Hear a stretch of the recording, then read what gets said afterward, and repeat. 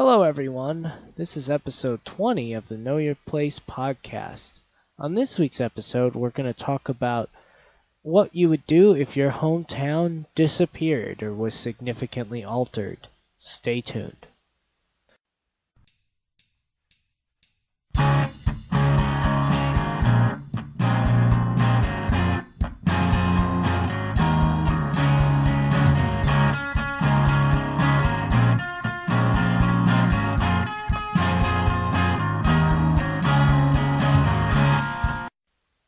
Hello, everyone. You stuck around for a very long time if you're still listening to the show on episode 20.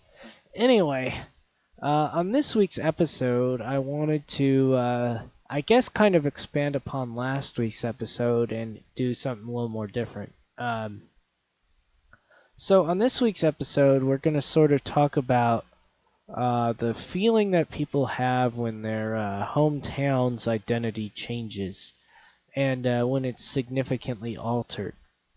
So to start that off, I'm actually going to go for the most kind of extreme example and quote to everybody a passage from a book that I also quoted on Facebook. So here we go.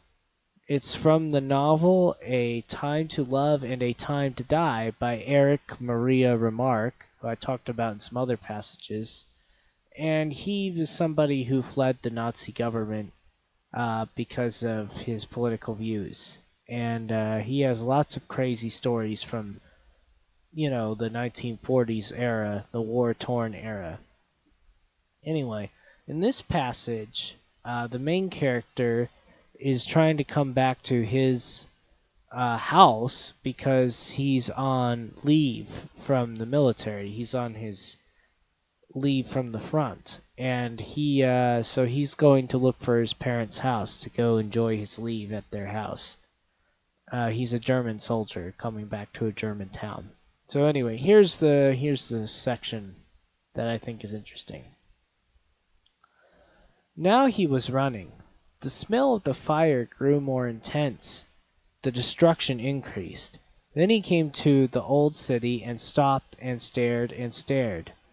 Rows of wooden houses from the Middle Ages had stood there before, with their projecting gables, painted roofs, and bright-colored legends. They were not there anymore. In their place he saw the chaotic aftermath of a Holocaust. Charred beams, foundation walls, heaps of stone, remnants of pavement, and over it a billowing whitish mist. The houses had burned like dry chips. He ran on. Wild fear had suddenly seized him. He had remembered that not far from his parents' house there was a small copper works that might have been a target. He blundered on along the street as fast as he could, over the smoldering heaps of damp ruins. He bumped into people. He ran forward, he climbed over piles of rubble, and then he stopped. He no longer knew where he was. The city that he had known since childhood was so changed that he could no longer find his way. He was used to orienting himself by house fronts. They were no longer there. He asked a woman who was stealing by how he could get to Hockenstrasser. "What?" she said, terrified. She was dirty and held her hands to her breast. "To Hockenstrasser." The woman motioned. "There, over there, around the corner." He went that way. Charred trees stood on one side. Their twigs and smaller branches had been burned away. The stumps and a few of the main branches still rose into the air. They looked like immense black hands stretched up out of the earth toward the sky. Graeber tried to get his bearings. From here he should have been able to see the spire of the Katharinenkirche. He did not see it. Perhaps the church too had been destroyed. People were digging. Firemen were running about. Water splashed through dense smoke. A dull glow hung over the copperworks. Then he found Hockenstrasser. So anyway, that passage I opened with, like I said, is about this German soldier who returns from the front with Russia, only to find his hometown, his home street completely destroyed by bombings. So when we think of the places that I think it's really easy for us to take for granted we have a hometown to return to. Many of us have probably moved away from their hometown, and some of us may be happy about that and may want to totally forget about their hometown. But I think a lot of people have this deep down desire to still be a part of the community or have things that they remember from their past. In this particular instance, the main character, he's really, he remembers the house fronts and the way the streets were oriented, and when those are gone, when they're altered, even, in this case they're totally bombed out, but they're altered, he can't find his way back anymore, right? And I would wonder how crazy that would be for people. In my particular instance, I've lived in a bunch of different places, so I don't have the strongest identities of hometowns. However, I was back in the city I went to high school in this weekend, and while most of the stuff is still there, I had no trouble orienting myself. I almost felt kind of shell-shocked because, a few of the roads have been widened to twice the size they were before, and a lot of the buildings I remembered had all these new fancy signs, and some of the shopping centers have been redone along the main road. And it didn't feel quite the same. And then this old grungy hotel that used to be there had been torn down. It felt a little different, and this other field was developed there too that, we never thought would be developed when I was in high school. And this made it felt a little different. It didn't feel like the same city that I was in high school in 12 years ago. But that's not that big of a shock, right? Stuff's going to develop in 12 years. But in this particular instance, that was a much bigger shock for the main character. So another thing I want to talk about, and I don't know if I mentioned it in this podcast before or not, I probably have, is this great documentary called The Town That Was, and it's about Centralia, Pennsylvania.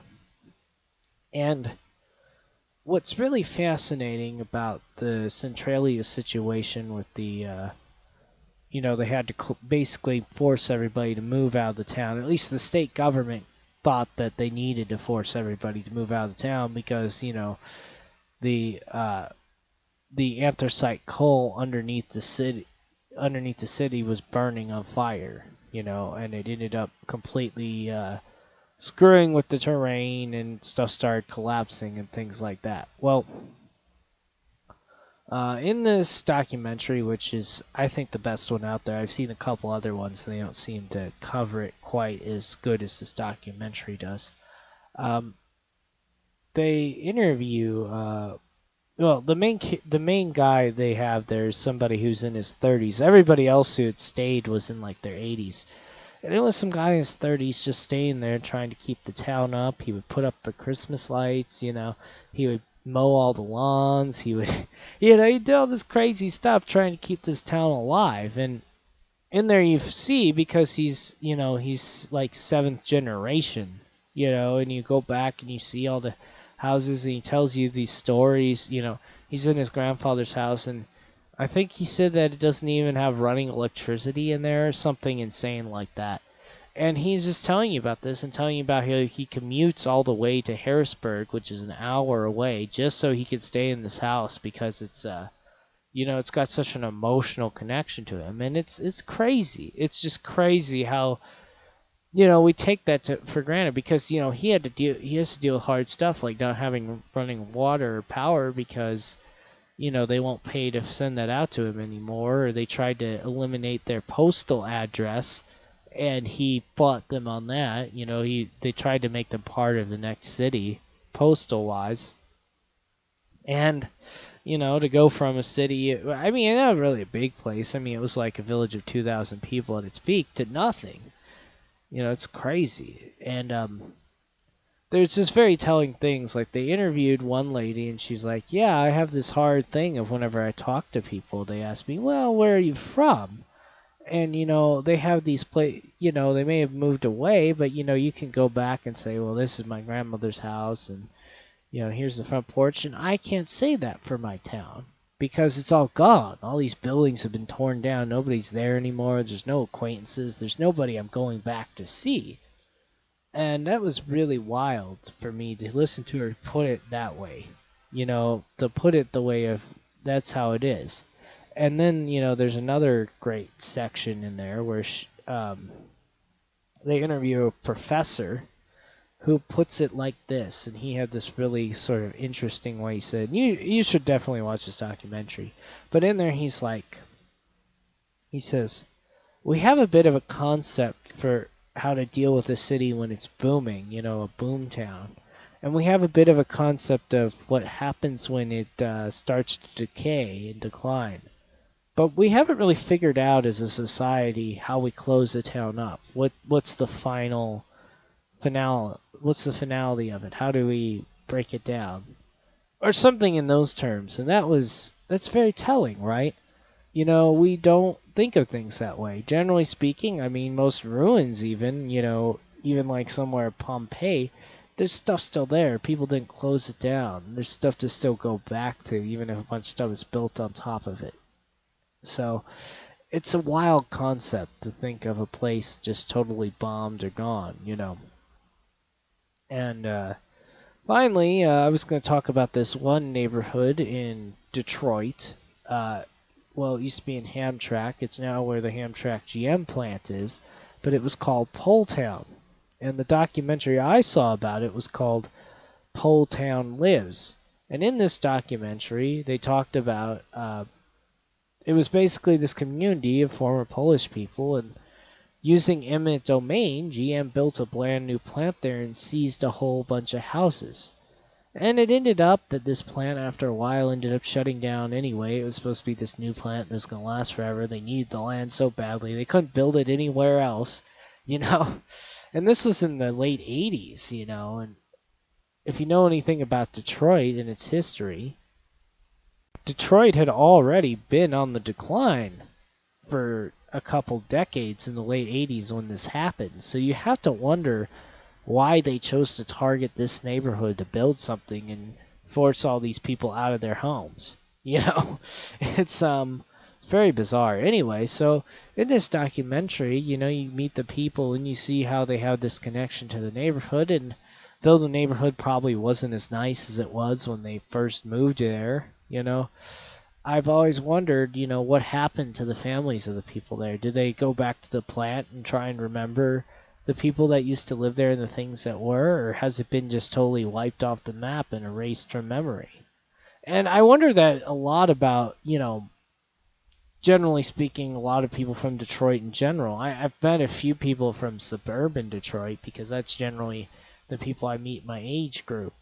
But I've met very few people that were from the era where people moved out of Detroit and they had, grandparents still in Detroit. I mean, how's it gotta feel to be just blocks and blocks and blocks of Detroit are abandoned? It's lost 61% of its population from its peak.